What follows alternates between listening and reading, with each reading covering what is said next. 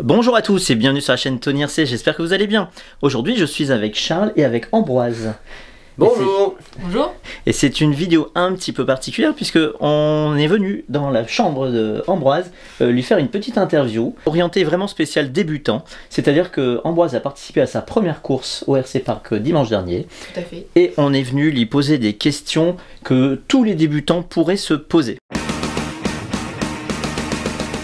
Tout d'abord, Ambroise, quel âge as-tu?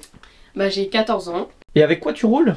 Je roule avec un Neofighter Buggy, un châssis DT03 de chez Tamiya. On a oublié de préciser, bien sûr, Charles, c'est le tonton d'Ambroise. Tout à fait.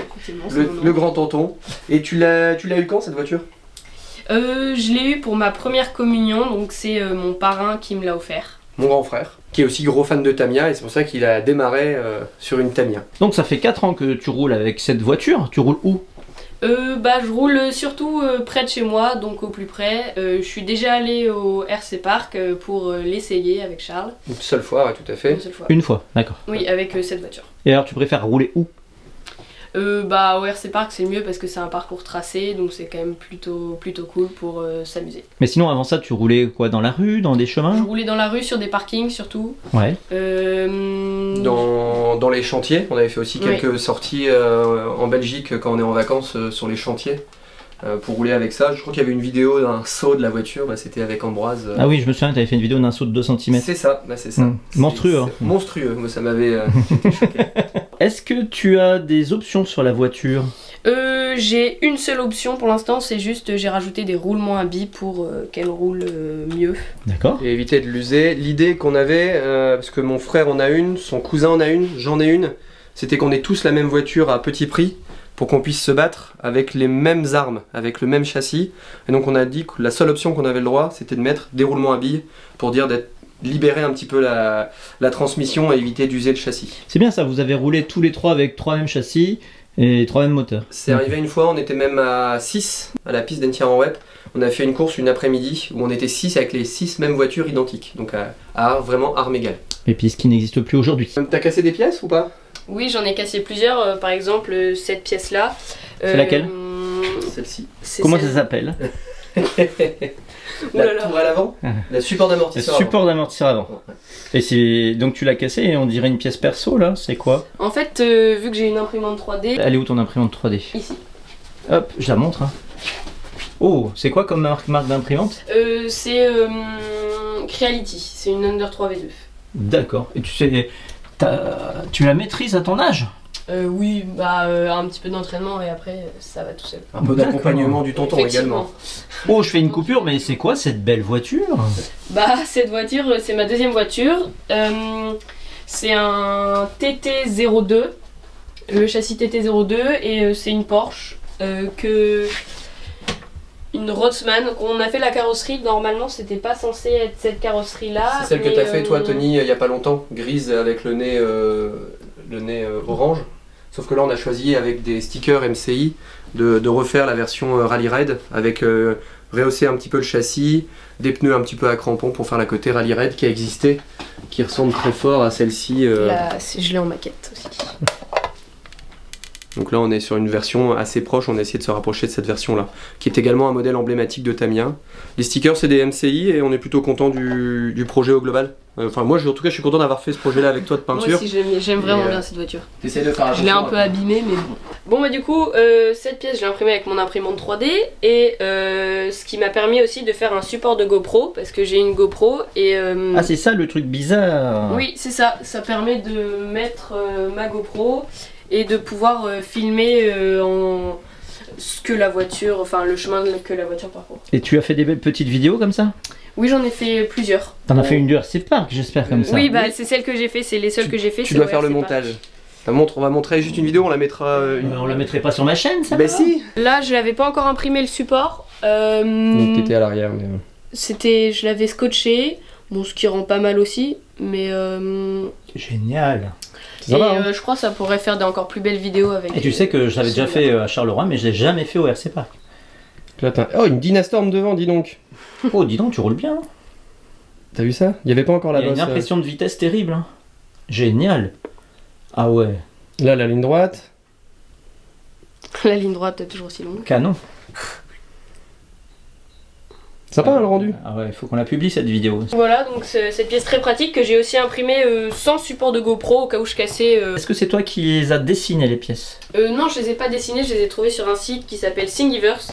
C'est un site où plein de personnes mettent leurs objets qu'ils ont fabriqués eux-mêmes et qu'ils le mettent au grand public gratuitement. D'accord. Je crois que Génial. Guillaume a dessiné quelques pièces et les a mises sur Thingiverse. Guillaume W. Très Eh ben, pratique. éventuellement, peut-être qu'on mettra le lien Je de mettrai le lien. Thingiverse et carrément de cette pièce en commentaire. Après, il y a celle ici pour la GoPro, mais il y a aussi celle à l'arrière.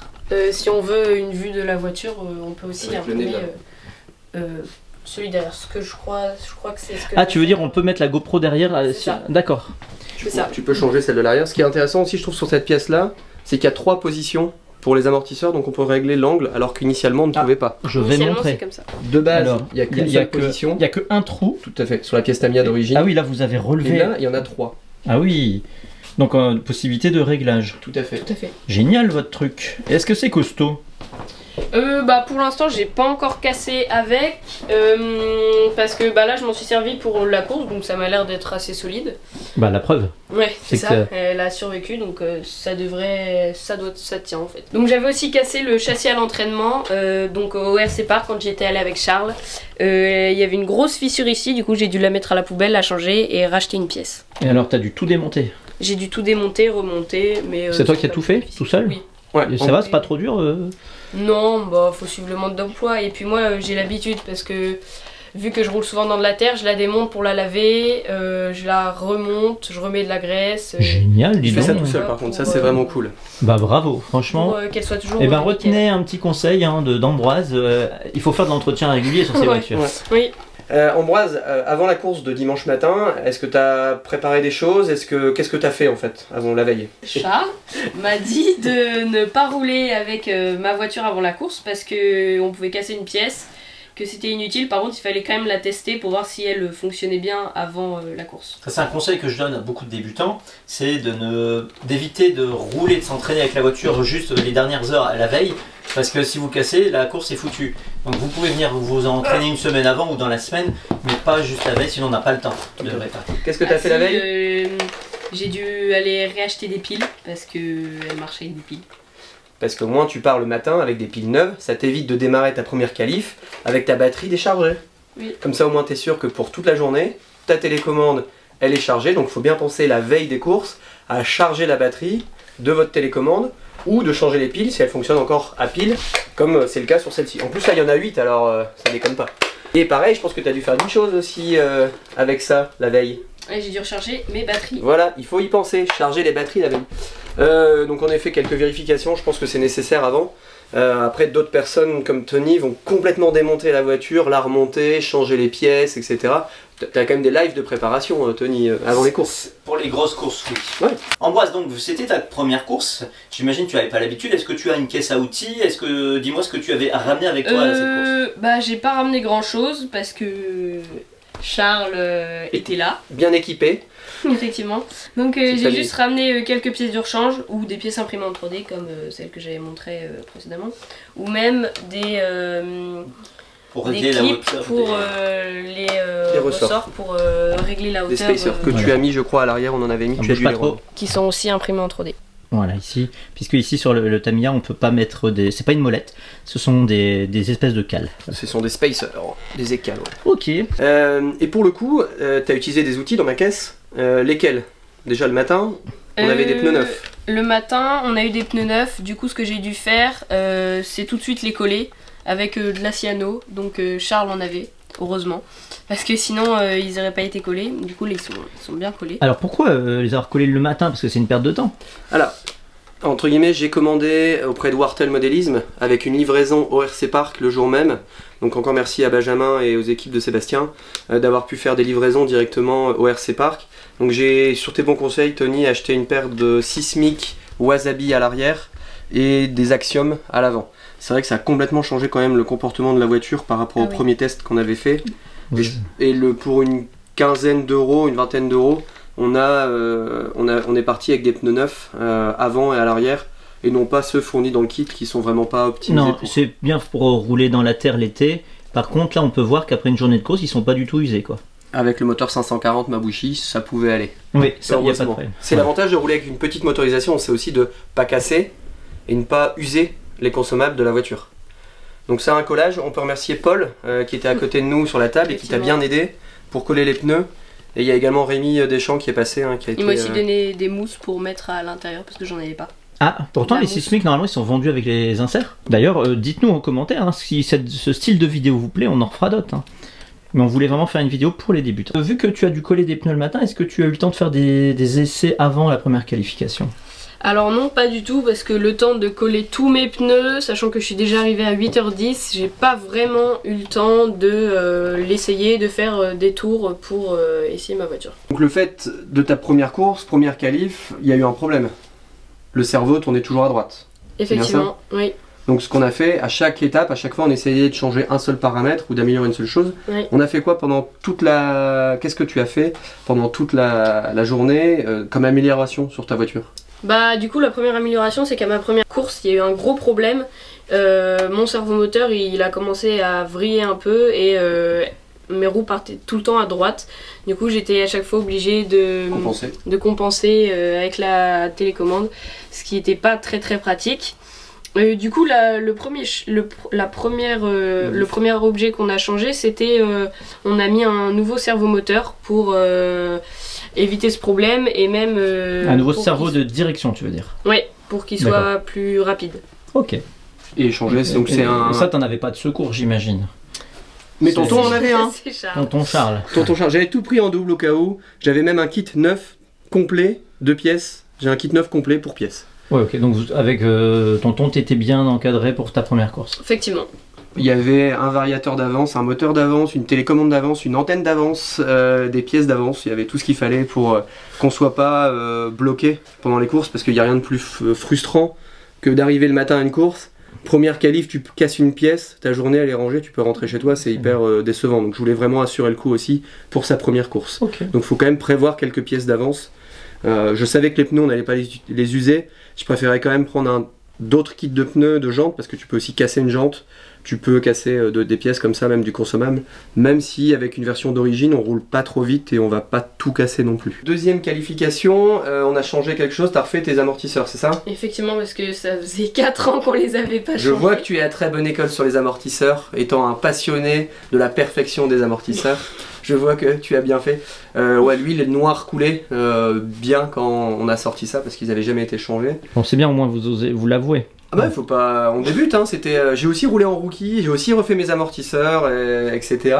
Mais on essaye d'améliorer au fur et à mesure. Après je pense que c'est important de pas tout changer une seule fois, parce qu'après on voit pas les modifs, on sait pas ce qu'on a fait, s'il y a un problème on sait pas revenir sur quel point revenir en arrière. Pour les finales on a aussi changé de moteur. Oui effectivement. Donc on a changé le moteur, bon pas non plus beaucoup plus rapide, mais il changeait quand même la donne. C'est toi qui as voulu changer de moteur? Non, c'est Charles qui m'a proposé. Alors pour le coup, comme toujours, on voulait rouler avec des voitures identiques pour se comparer au niveau des temps. Donc j'avais ramené 2 moteurs identiques modifiés. Alors moteur modifié, on passe d'un 27 simple à un 25 tours simple en moteur à charbon.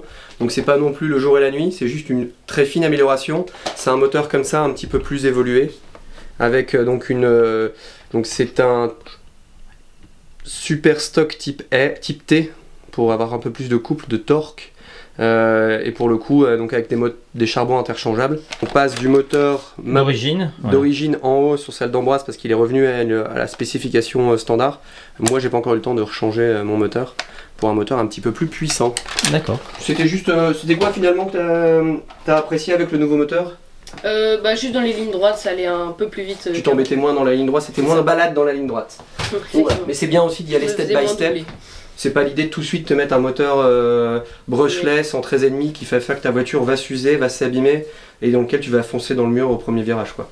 Ouais. Et donc dernière finale, vu qu'on avait plus d'enjeux sur la dernière finale, on l'expliquera peut-être après pourquoi, on a changé un dernier paramètre sur ta voiture. Ouais. Sur les conseils de Rémi Deschamps qui est venu nous voir le matin, hein, donc c'est un membre du RC Park qui avait fini 2ème de la catégorie rookie lors de la première course. Il y avait un petit peu trop de pincement ici à l'avant, Donc on a remis de l'ouverture. Donc là, encore un outil que tu as utilisé dans ma boîte à outils, un pied à coulisses. Oui. Bien que tu en aies un chez toi, tu ne l'avais pas pris, tu aurais dû le prendre pour pouvoir mesurer. On a déjà mesuré... Il faut engueuler. Hein. Ah bah il faut... Non, mais c'est pour dire qu'il faut avoir des outils de mesure, il faut avoir des genres de choses pour ici vérifier déjà que la dimension des biellettes était les mêmes, ce qui n'était pas le cas. Il y en avait une qui était plus courte que l'autre. Lesquelles? C'était celle de droite, c'est pas de souci. Il y en a qu'une, hein, de toute façon, à l'avant. Voilà. Sur le train avant, il y en a qu'une qu'on peut changer. C'est l'avantage des châssis de débutants, c'est qu'il n'y a pas trop de paramètres. Donc tu es sûr de ne pas faire trop d'erreurs. Donc le carrossage ne peut pas être modifié. Tu peux changer que l'ouverture avec le réglage des biellettes. Donc là, pour le coup, on a mesuré. On a vu que c'était pas la même dimension, alors que normalement, elles doivent être identiques. On a remis les deux au plus court pour un petit peu ouvrir. Est-ce que tu as réellement vu une différence ou pas sur la course? Peut-être qu'on l'a pas assez fait. Hein. J'ai pas vraiment vu de différence.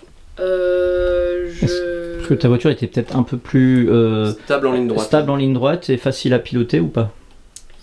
C'est pas évident à voir. Après, pour se rendre compte des fois des réglages, faut quand même avoir beaucoup de pratique. Tout à fait. Là, on pratique peut-être pas assez. Mais voilà, en tout cas, on avait essayé. J'étais un peu stressée, du coup, j'ai pas forcément fait attention à si ça avait changé quelque chose. Ambroise, qu'est-ce que tu avais compris du fonctionnement d'une course avant d'y arriver? Bah, franchement, rien du tout. Je suis arrivée... Et qu'est-ce que tu en tires après une journée? Si tu devais expliquer comment ça fonctionne une course. Bah, le matin, il y a 3 courses, donc on prend les 2 meilleures courses pour... Alors je précise, les courses que tu appelles, nous on appelle ça des qualifications. Oui, donc les qualifications. Et en fonction des qualifications du matin, on arrive... Sur les finales d'après-midi, on a 3 également. Sur les finales, il y en a 3 et en fonction de ça, on a des vainqueurs. Ok, alors je vais résumer un peu pour tout le monde. C'est le matin, vous avez 3 qualifications et vous avez un joker, c'est-à-dire que vous pouvez en rater une, mais on va prendre les résultats des 2 meilleurs qui seront, et en fonction de ça, on fera un classement général. D'accord. Et l'après-midi, c'est pareil, il y a 3 finales et vous pouvez en cramer une, on appelle le joker.